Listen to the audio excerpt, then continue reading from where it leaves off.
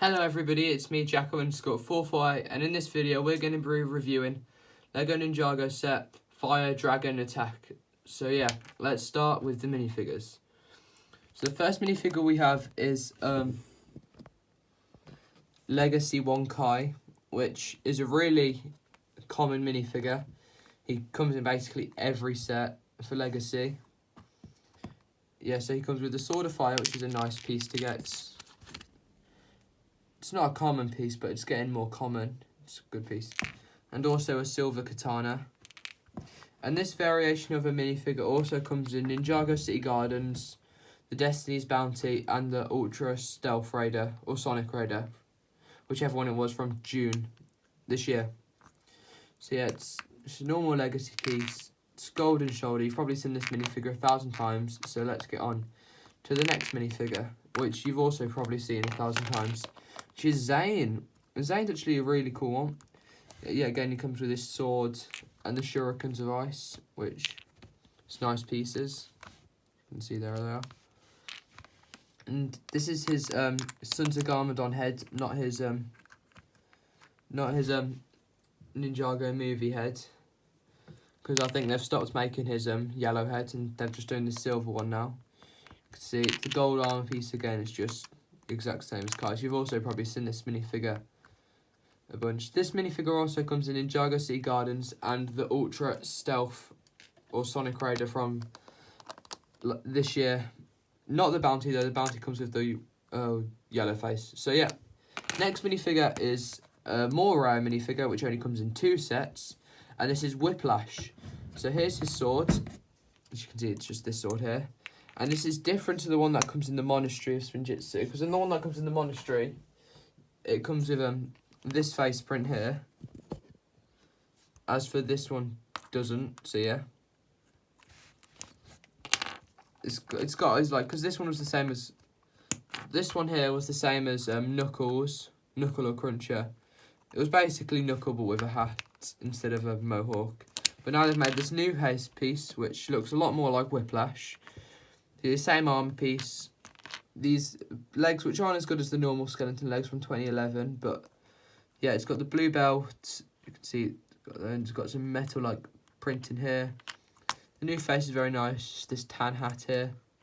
So yeah, the next minifigure, which is definitely the best minifigure in the set, the 10th anniversary Nia. So here's the stand she comes on. It's only made out of a few pieces. As you can see, these 2 studs, this black, and then this 10th anniversary print, which is one of the best pieces, one of the best prints I actually own. It's a really nice piece. As you can see here, we've got Nia, which it's the same legs as everyone else. As you can see, it's got this nice blue torso printing, a headband piece which is exclusive to this set for some reason. It's the same one that from like a NRG form from Seabound sets, but this is in black and blue instead of light blue and dark blue. Same face from the Ninjago movie. Got the same printing like as all the rest of the style, but this has got waves instead of whatever other powers. So yeah, that's the best minifigure of this set.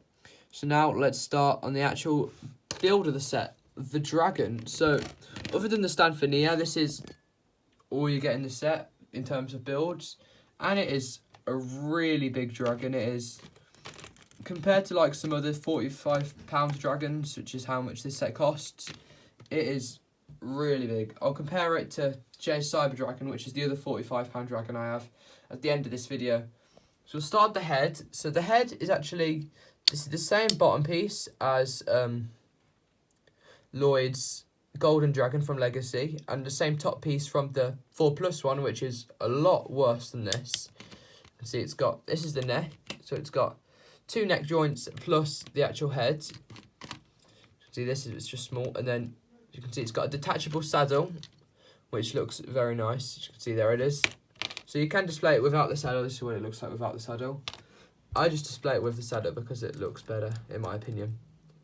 So the saddle's got a stickered piece. That piece is a sticker, and it is on both sides, and it can move up and down. And the main body is actually really muscly.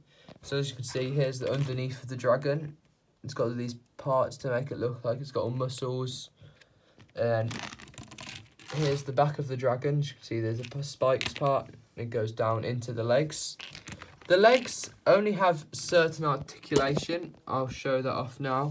So this is the legs articulation. It's not got much movement. So they're the legs. You can stick them to studs a bit.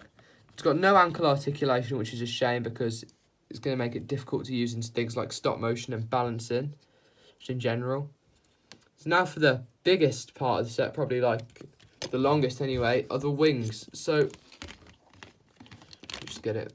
It's difficult to balance. So here are the wings. You can actually move them, and I'll actually show you what it looks like with the wings expanded now. So I'm just going to put the camera here, zoom out maximum. So like this is just, oh, that's come apart. Wait a second, let me quickly fix this. Didn't build it properly.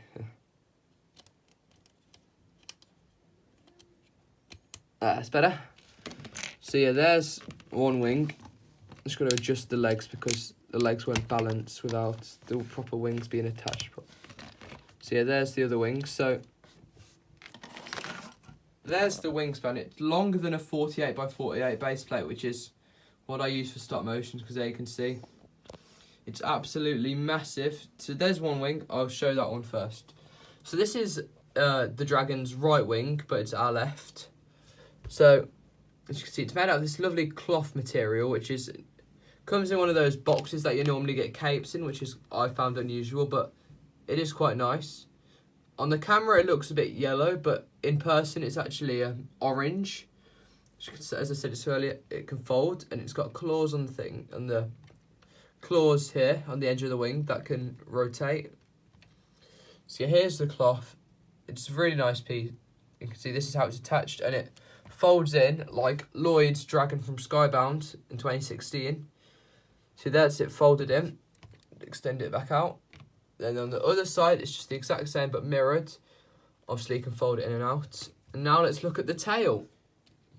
It's quite I should probably tuck the wings back in, but I won't. So here's the tail, and it's a really nice tail build, as you can see here. It's got 2 of these big parts and 3 of these smaller parts. Just tucking the wings in. And then, obviously, it's got these blades here as a tail. So as I said earlier in the video, I'm going to be comparing this to Jay's Cyber Dragon, which is another £45 dragon, which I'm going to be doing now. So here we have the Fire Dragon next to Jay's Cyber Dragon, which is soon going to be a retired set. And as you can see, the size is quite similar. As you can see, the Fire Dragon's a lot taller, but the Fire Dragon also only has 2 legs, as for Jay's Cyber Dragon actually has 4. And yeah, so, but that's just compared. I just thought I'd scale in. They're about a similar size. Obviously, this one's got about 100 more pieces than this one, which is quite a lot more. I'm not too sure about the pieces, though. So yeah, but that's just the size comparison. I thought I'd do it. But now on to the final ratings of the Fire Dragon. So, would I recommend the Fire Dragon? Yes, definitely. It's a great build. It's definitely the best Lego dragon that they've ever made. It's really well detailed, and the pieces all go so well into it. And also, if you want to complete your Golden Ninja, you're obviously going to need this set for the Nia. But yeah, it's a great set.